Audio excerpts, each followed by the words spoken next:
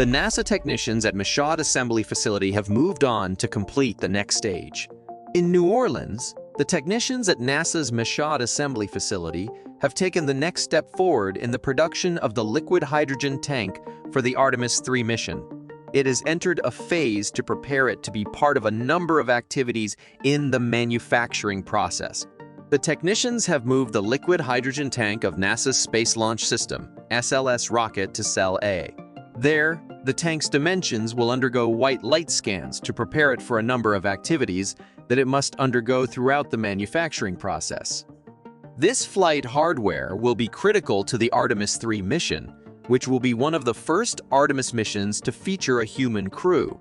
The tank in question has a capacity of 537,000 gallons of liquefied H2, which is cooled to a temperature of about -258 degrees Celsius.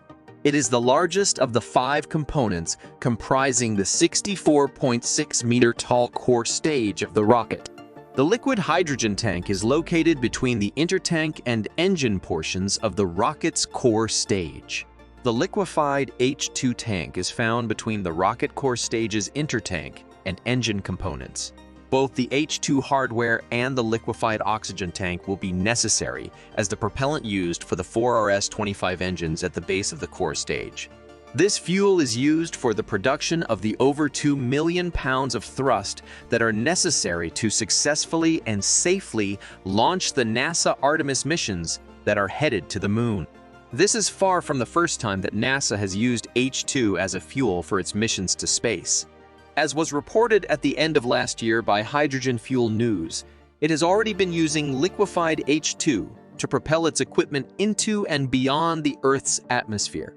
Liquid hydrogen offers many advantages as a rocket fuel, as the element with the lightest molecular weight, but that will also burn at a super intense 3038 degrees Celsius.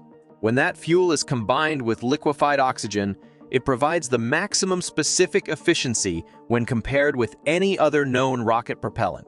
I'm Jake Martin, and that's it for now.